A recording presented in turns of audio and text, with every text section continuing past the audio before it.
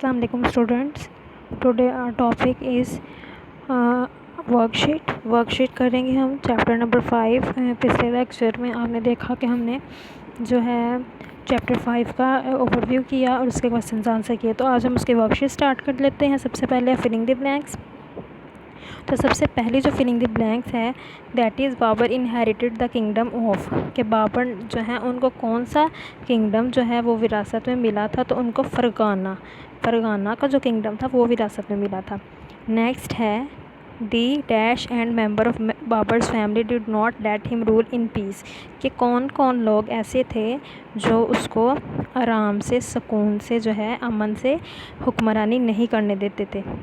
The nobles and the member of Babur family, जो वहाँ के नेक लोग थे और वहाँ बाबर की फैमिली थी, मतलब उसके स्टेप ब्रदर्स वगैरह जो हैं वो उनको जो है सुकून से काम नहीं करने देते थे। नेक्स्ट है Babur enter the subcontinent at dash request for help, कि बाबर जो है कब कॉन्टिनेंट में सब कॉन्टिनेंट मतलब बरसगीर में एंटर हुए और किसकी हेल्प के लिए एंटर हुए थे, किसकी दरख्वास्त पे। तो वो थे दौलत लोदी के कहने पे उनकी मदद के लिए वो वहाँ पे गए थे। After Babur death he son dash became the next Mughal emperor, कि बाबर की डेथ के बाद उसके बेटा जो है वो अगला जो है एम्परर बना था या हुक्मरान बना था। तो वो था हमायूं जो है वो उनके बेटा था जो नेक्स्ट जो है अगला हुक्मरान बना था। नेक्स्ट जो फिलिंग द ब्लैंक है Babur and Ibrahim Lodi army battle at, कि बाबर और इब्राहिम लोदी जो हैं उसकी आर्मी ने कहाँ पे जंग की थी, किस जगह पे। तो उसका आंसर है पानीपत के मुकाम पे जो है उनकी आपस में जो है वो जंग हुई थी या लड़ाई हुई थी। नेक्स्ट है Nasiruddin became king at the age of dash, कि किस एज में मतलब हमायूं जो है वो किस एज में जो है वो बादशाह बने थे। तो वो 22 साल की उम्र में जो है वो बने थे। नेक्स्ट है was the king of Persia, कौन जो है वो पर्शिया का किंग था। तो वो थे थमासप जो थे वो पर्शिया के किंग थे जिन्होंने हेल्प की थी हमायूं की।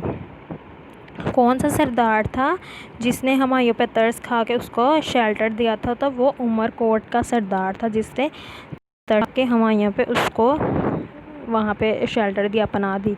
हमायूं डाइड इन डैश, कब हमायूं जो है उनकी वफ़ात हुई। तो उनकी वफ़ात हुई थी 1556 में 1556 में। नेक्स्ट जो हमारी वर्कशीट में आ रहा है वो है क्वेश्चंस हैं, उनका हमने आंसर देना है ब्रीफली। सबसे पहला क्वेश्चन है what was the outcome of the battle of Panipat की लड़ाई के बाद क्या मतलब उसके क्या असरात हुए थे। तो Babur defeated and killed Ibrahim Lodi, Babur ने क्या किया था, इब्राहिम को किल कर दिया था, उसको हरा दिया था। नेक्स्ट है what kind of weapon were used for the first time in this battle, कि किस तरह के हथियार जो हैं वो यूज़ हुए थे।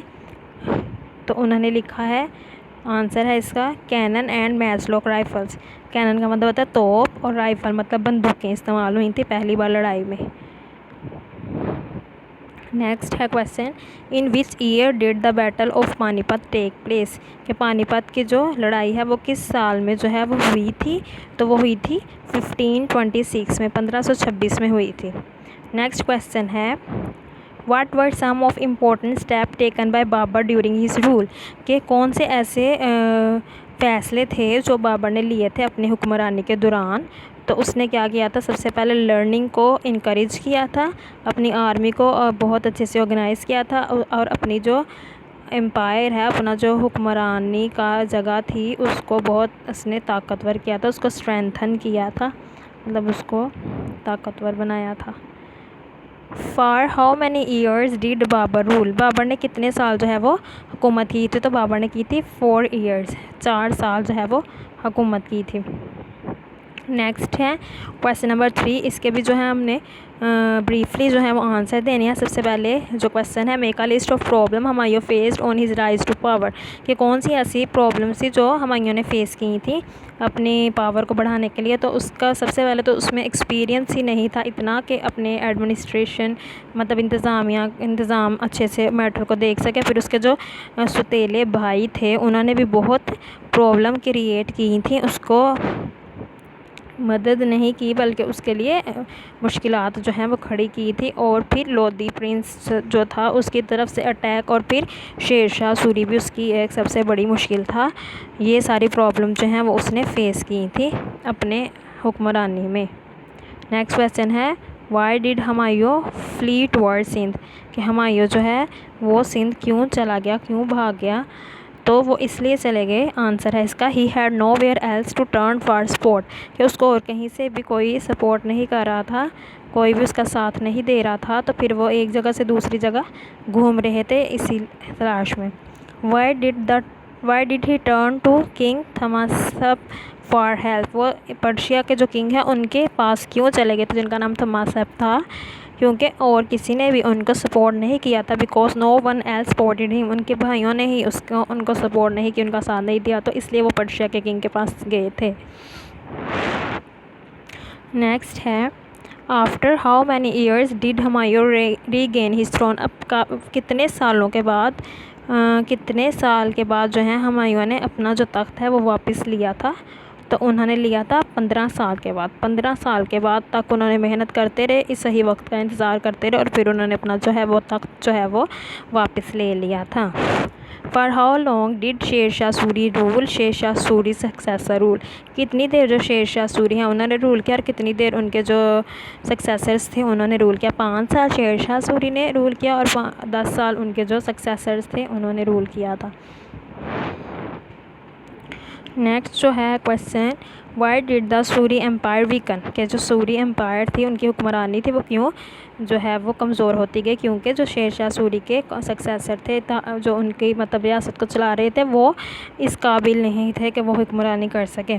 Who succeeded Humayun as the third Mughal empire, कब जो है वो मतलब उसके कौन से अगले सक्सेसर थे हुमायूं के जो कि तीसरे किंग बने थे, वो थे हिज सन जलालुद्दीन अकबर, जिनको हम अकबर के नाम से जो है वो जानते हैं। हु वाज बैरम खान, बैरम खान जो है वो कौन था, हुमायूंस ट्रस्टी जनरल, ठीक है, उसका बहुत ही काबिल एतमाद जनरल था। डायरी आपकी ये है कि आपने अच्छे से ये सारा लर्न करना है, इसमें से आपको सारा पता आना चाहिए, सारी वर्कशीट अच्छे से आनी चाहिए। थैंक यू स्टूडेंट्स, आप इसको बहुत अच्छे